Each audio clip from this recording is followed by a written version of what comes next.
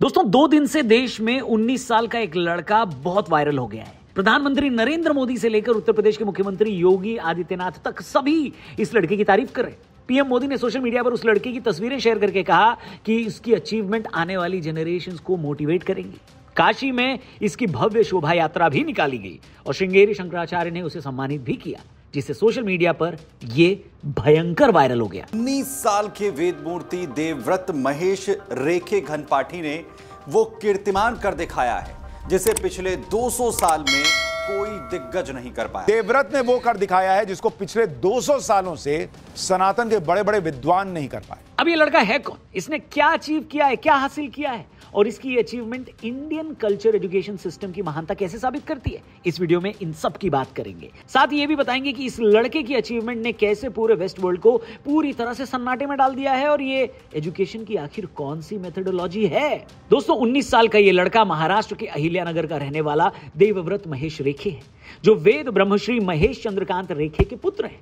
इन्होंने वाराणसी के वल्लभराम शालिग्राम सांगवेद विद्यालय में 2 अक्टूबर से 30 नवंबर तक 50 दिनों तक लगातार बिना रुके शुक्ल यजुर्वेद के लगभग 2000 मंत्रों का दंडक्रम पारायण पूरा किया। इसके बाद से भारत की सिविलाइजेशन ने दुनिया को एक मैसेज दिया है। आज सिलिकॉन वैली में यह बहस चल रही है कि क्या एआई ह्यूमैनिटी का अंत कर देगा, क्या बढ़ती हुई टेक्नोलॉजी ह्यूमन ब्रेन डेवलपमेंट को अफेक्ट करेगी। इसी बीच वाराणसी का एक 19 साल का यंगस्टर यानी जेनजी यह साबित करता है कि कुछ चीजें कभी ऑटोमेटिक चल ही नहीं सकती।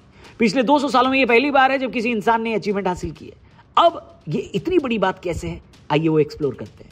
दोस्तों सबसे पहले ये जानते हैं कि दंडक्रम पारायणम है क्या। दंडक्रम पारायण वैदिक मंत्रों को पढ़ने की सबसे कठिन मेथड है, जो वेदों के 8 तरीकों में से एक है। इसे अष्टविकृति भी कहा जाता है। इसमें शुक्ल यजुर्वेद के लगभग 2000 मंत्रों को पहले पूरी तरह याद करना पड़ता है। हर मंत्र को पहले सीधा पढ़ते हैं, उसके बाद फिर इन मंत्रों को उल्टा पढ़ा जाता है। एक एक शब्द को पकड़कर आगे पीछे घुमाकर पढ़ा जाता है। जैसे किसी नाम को ही ले लीजिए, मैथिली महेश रेखे को मैथिली महेश, महेश मैथिली, रेखे महेश मैथिली जैसे करके 92 तरह से बोला जा सकता है। यह दंड की तरह लाठी घुमाने जैसा क्रम बनाता है। रोज 4 घंटे लगातार 50 दिनों तक बिना रुके प्योर प्रोनाउंसिएशन के साथ इसे पूरा किया जाता है। यह मेमोरी और प्रोनाउंसिएशन की परीक्षा है जो गुरु शिष्य परंपरा से सीखी जाती है। यह अचीवमेंट कहीं से डाउनलोड नहीं किया गया है, किसी ने इसका प्रॉम्प्ट भी नहीं दिया। दोस्तों भारतीय सनातन संस्कृति की यह 5000 सालों की अनब्रेकेबल मेमोरी चेन का बड़ा एग्जाम्पल है। यह तब है जब भारत पर लगातार हमले हुए, हमारे लिटरेचर से लेकर मॉन्यूमेंट्स तक को नुकसान पहुंचाया गया, साम्राज्य बने, उनका पतन भी हुआ और भाषाओं में मिलावट तक हुई, लेकिन फिर भी इस तरह की मेमोरी पावर सिर्फ हमारी संस्कृति की बदौलत ही बची हुई है। सनातन शिक्षा पद्धति यानी एजुकेशन सिस्टम में पहले श्रुति से ज्ञान एक जगह से दूसरी जगह दिया जाता था। इससे 2 फायदे होते थे। पहला तो ये कि लगातार वर्बल कम्युनिकेशन से एजुकेशन जल्दी और ज्यादा से ज्यादा लोगों तक पहुंच जाता था। दूसरा, इससे लिसनिंग स्किल्स और मेमोरी स्ट्रेंथ भी बढ़ती थी। देवव्रत ने वाराणसी में 50 दिनों तक बिना रुके इसी शुक्ल यजुर्वेद के लगभग 2000 मंत्रों का बहुत कठिन पाठ करके इसी दंडक्रम पारायणम को पूरा किया। एक यंगस्टर जिसने हजारों साल पुराने मेथड से अपने पूर्वजों के ज्ञान को उसी शहर में सीख लिया, ये कितनी बड़ी बात है। इसका अंदाजा वेस्टर्न वर्ल्ड को नहीं है। उसे तो इस बात का भी यकीन नहीं हो रहा कि बिना किसी रिवीजन और बिना किसी लिखित लिटरेचर की सहायता से सिर्फ सुनकर एक 19 साल का लड़का इतनी बड़ी चीज कैसे अचीव कर सकता है। दोस्तों ये वो चीज है जिसको आज की एडवांस टेक्नोलॉजी भी कैलकुलेट नहीं कर सकती। बाइनरी और नॉन बाइनरी नंबर्स में इतनी औकात नहीं कि वो इस मेथड को कैलकुलेट कर पाए। कोई एल्गोरिदम इसे दोहरा नहीं सकता, कोई सर्वर इसे सेव नहीं कर सकता। जब दुनिया से इलेक्ट्रिसिटी बुझ जाएगी और डेटा सेंटर फेल हो जाएंगे, तब भी ये कल्चर उसी पवित्र गुरु शिष्य परंपरा के दम पर जिंदा रहेगा। एक तरफ वेस्ट अपने लोगों और इवेंट्स को याद कराने के लिए मेमोरेबल मॉन्यूमेंट्स बनाता है और यहीं भारत देश ऐसे लोगों को बनाता है जो खुद चलते फिरते नॉलेज के मॉन्यूमेंट्स हैं। हर सभ्यता जो अपनी नॉलेज ट्रांसफर चेन को त्याग चुकी है वो अब इतिहास के पन्नों में कहीं खो चुकी है। हर सभ्यता जो इन्हें बनाए रखती है वो अभी भी यहां आगे बढ़ रही है, अभी भी सांस ले रही है, ठीक भारतीय संस्कृति की तरह, जहां नॉलेज ही सुप्रीम है। इसी को धर्म कहते हैं।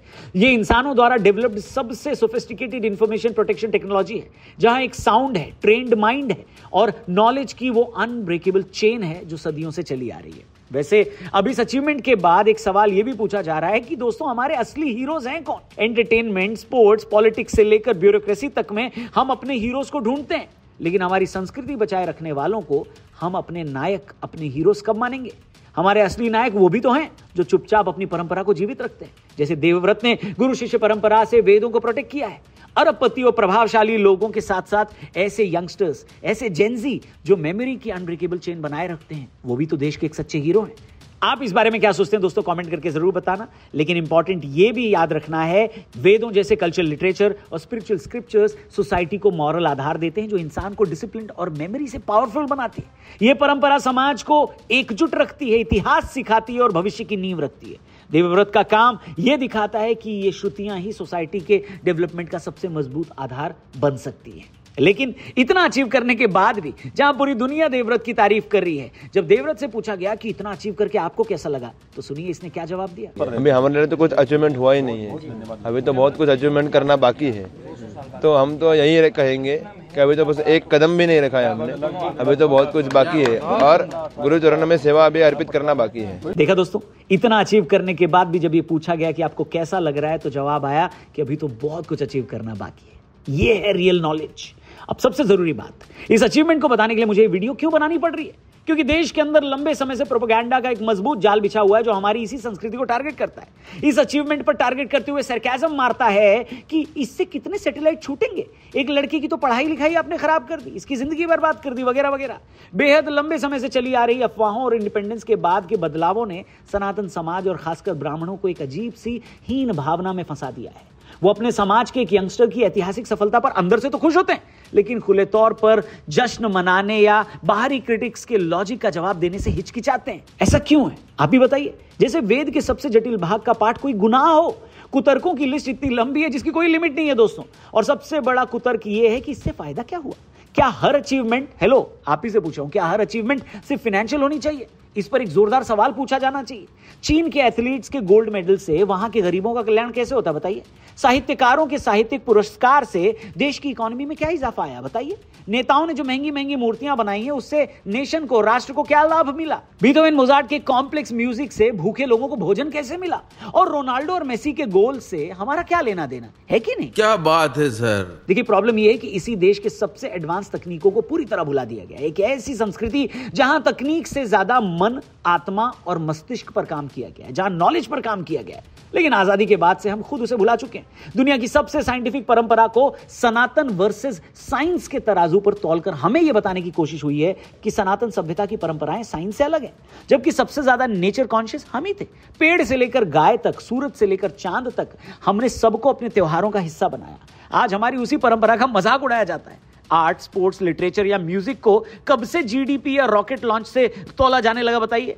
ह्यूमैनिटी की पीक हमेशा फिजिकल और मेंटल स्ट्रेंथ को सबसे ऊपर का एक्सप्रेशन माना गया है। कल्पना करिए अगर कोई डाविंची की पेंटिंग, होमर की इलियड या टॉल्स्टॉय के नॉवेल पर यह कहे कि इससे कितने सैटेलाइट छूटेंगे, तो इस पर हंसा ही जाएगा और क्या।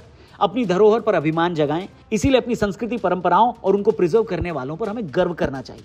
अंग्रेज अंग्रेजी इतिहास पर, फ्रांस के लोग अपने फैशन पर, इटालियंस अपने आर्ट पर गर्व करते हैं, तो वैदिक ज्ञान की सबसे प्राचीन धरोहर और कुल परंपरा पर आप और हम गर्व न करें तो और कौन करेगा? हमारे देश के अंदर हमारी ही परंपरा को नीचता की नजर से देखने वालों की आंखें अगर खुलनी होती तो कब की खुल जाती। लेकिन बात यह है कि उनकी नीयत कभी सच देखने वाली रही ही नहीं। इसलिए ऐसे लोगों को साबित करने में आप अपनी एनर्जी मत खपाइए, ऐसे लोगों से मत लड़िए, उनको ये मत समझाइए कि हमारी कल्चर, हमारा सिविलाइजेशन, हमारी संस्कृति इतनी महान क्यों है। क्योंकि अगर कोई सो रहा हो तो उसे आप उठा सकते हैं, लेकिन कोई आंख बंद करके सोने की एक्टिंग कर रहा हो तो उसे आप नहीं जगा सकते। बाकी 19 साल के इस लड़के की अचीवमेंट पर आपका क्या कहना है, कमेंट करके बताइएगा। इसके लिए 2 शब्द जरूर लिखिएगा कमेंट बॉक्स में। वीडियो पसंद आई हो तो इसे अपने दोस्तों से शेयर करके चैनल को सब्सक्राइब करके जाना। कल फिर से आना। Thank you for watching. जय हिंद।